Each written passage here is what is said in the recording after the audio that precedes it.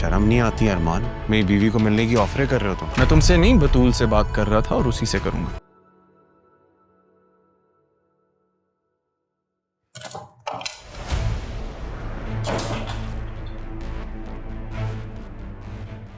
किसके साथ आई थी तुम?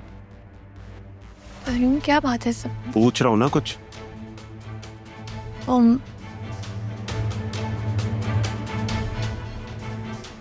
मैं दरअसल झूठ मत बोलो मेरे साथ, सच सच बताओ। हाँ छोड़े, मुझे दर्द हो रहा है, क्या करें आप? बाहर में जाए तुम्हारा दर्द। कैसे झूठ बोल रही हो? क्या चल रहा है तुम दोनों के बीच में? बोलो। कैसे घटिया बातें कर रहे हैं आप? दिमाग ठीक है? दिमाग मेरा ठीक है, तुम्हारा खराब हो गया दिमाग। मुलाजिम ने मुझे बताया उस 2 टके के आदमी के साथ घूम रही थी तुम। शर्म नहीं आई तुम्हें? उसने हमारी खानदान की इज्जत पे हाथ डाला था, तुम उसके साथ घूम रही हो। मैं कोई सफाई नहीं। चुप चुप। आइंदा के बाद में कोई ऐसी हरकत ना सुनूं। बेवकूफ लड़की।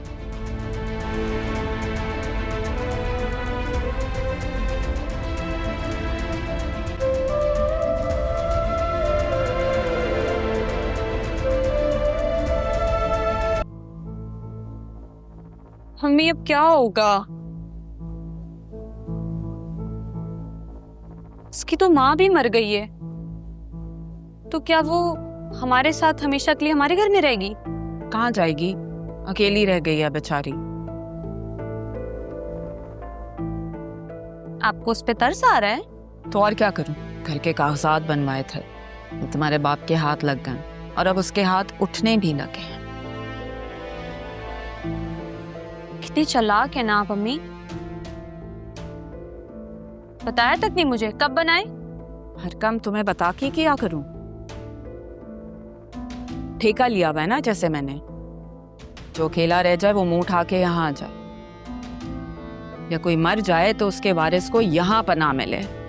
जहां तारा मरी थी उसकी बेटी को नहीं रख सकते थे, मुंह उठा के ढीठ बन के यहाँ चली आई है। ये क्या बकवास कर रही हो? उसके और रिश्तेदार होंगे ना, उसे यहाँ लाने की क्या जरूरत थी? क्योंकि वो मेरी बेटी है और ये उसके बाप का घर है। बात समझ में आई? और हाँ, याद रखना, खुदा ना खास्ता मेरी बेटी को कुछ हो गया ना, सिद्रा, तुम नाश्ते का पूछ के आओ उससे, बेचारी दुखी होगी ना। मैं पूछ कर आऊं? हाँ, तुम्हारे बाप का खून है और बहन है तुम्हारी। माँ भी मरी है, पूछ लो। मेरी माँ का दिल भी पिघल सकता था, पता नहीं था। क्यों? पत्थर की बनी हुई हूं मैं कि मुझ पे किसी बात का असर नहीं होता। जाओ।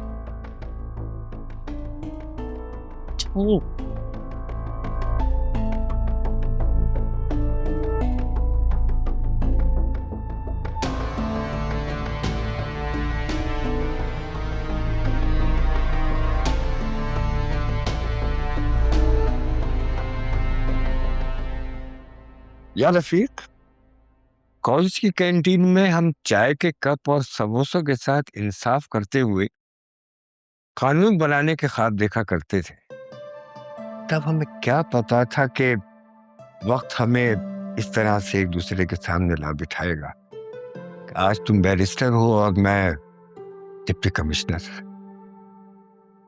हाँ यार, पता है मैं सोचा करता था कि मैं वकालत करूंगा, बड़ा नाम करूंगा।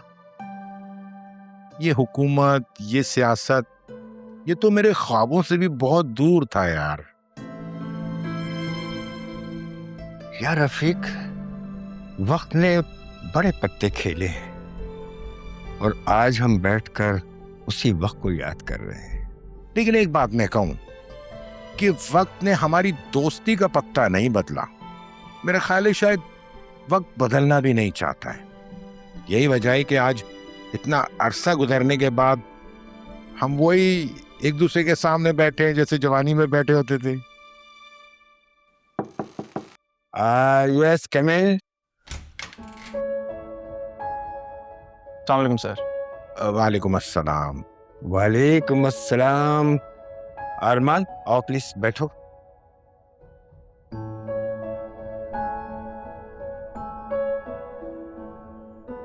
अरमान, राइट? सैफुर रहमान के पास होते हैं ना? जी सर, मैं वही अरमान हूँ। तुम यहाँ किस काम से आए हो? मैंने से सैफुर रहमान के ऑफिस में देखा था। बहुत मेहनती बच्चा है, नो डाउट। No doubt. और इसकी इसी मेहनत ने आज हमें एक होनहार असिस्टेंट कमिश्नर दिया है। असिस्टेंट कमिश्नर, माशाल्लाह माशाल्लाह, जबरदस्त भाई, ये तो कमाल हो गया। सर मैं आज जो भी हूँ ना, सैफ साहब और अदील साहब की बदौलत हूँ। उनकी रहनुमाई ने मुझे आज इस मुकाम पे पहुंचाया। बेटा, तुमने ये कह के साबित किया है कि तुम में एक कामयाब इंसान बनने की भरपूर सलाहियत है। You know why? बिकॉज तुम अपने मोहसिनों को याद रखे हुए हो। अच्छा ये बताओ, अदील से तुम्हारी मुलाकात हुई थी उस एक्सीडेंट के बाद? नहीं सर, कुछ हालात ऐसे थे, पॉसिबिलिटी नहीं बन पाई, मैं उनसे मिल नहीं पाया। एक्सक्यूज मी, आप लोग बातें करें, जरा मैं एक जरूरी कॉल ले लूं।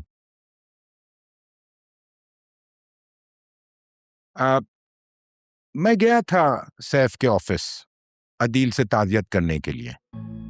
एंड यू नो व्हाट, वहां अदील का दामाद और उसके बाप से मुलाकात हुई।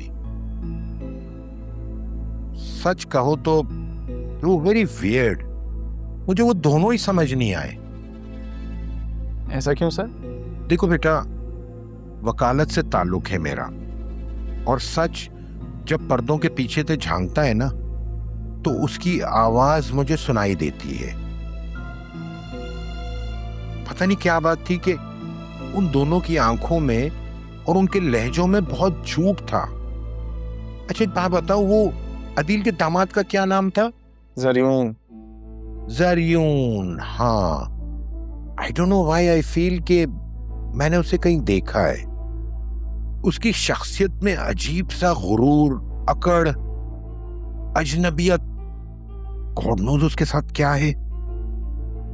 Sir if I may ask, जरियून को आपने पहले कहाँ देखा है?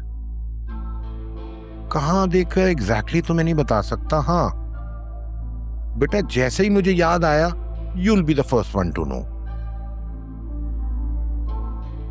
एक काम करो, ये मेरा कार्ड है, ये रखो। इसमें मेरा नेशनल और इंटरनेशनल दोनों नंबर्स हैं। आई डोंट नो व्हाई मेरा दिल करता है और दिल कहता है कि मैं तुम पे एतबार करूं। अब देखो, सैफ तो हमारे दरमियान रहे नहीं, उसकी विल मेरे पास पड़ी हुई है, वो मैंने रजिस्टर करवा ली थी। अब मुझे अभी ट्रैवल करना है। मैं अभी मेरा प्लान है Geneva and then after that London. And I don't know कि मेरी वापसी कितनी देर में होगी, शायद मैं लेट भी हो जाऊं। So I will ask you a favour कि अगर तुम ये विल उनकी फैमिली तक पहुंचा दो, तो I will be so thankful and grateful to you बेटा। सर आपके ये एतमाद मेरे लिए बायसे फ़ख्र है। बेफिक्र रहें, पूरी जिम्मेदारी के साथ आपका काम किया जाएगा। यही अरमान की खूबी है कि जिस काम का जिम्मा लेता है ना, उसे बड़ी जिम्मेदारी से निभाता है। भाई माशाल्लाह माशाल्लाह, मैं जानता हूँ यार, इसीलिए अब मैं बहुत मुतमईन हूँ ऑनेस्टली। अच्छा देखो बेटा, मेरा असिस्टेंट तुम्हें फाइल पहुंचा देगा, फिर उसको डिलीवर कर देना, ठीक है? Sure sir. भाई सरफराज, ये तुम्हारा असिस्टेंट कमिश्नर बहुत होनहार बच्चा है, नो डाउट। भाई सॉरी, मैं बातों में तो आपको चाय के लिए भूल गया। बिल्कुल, अभी मंगवाता हूँ, आप पीनी चाय।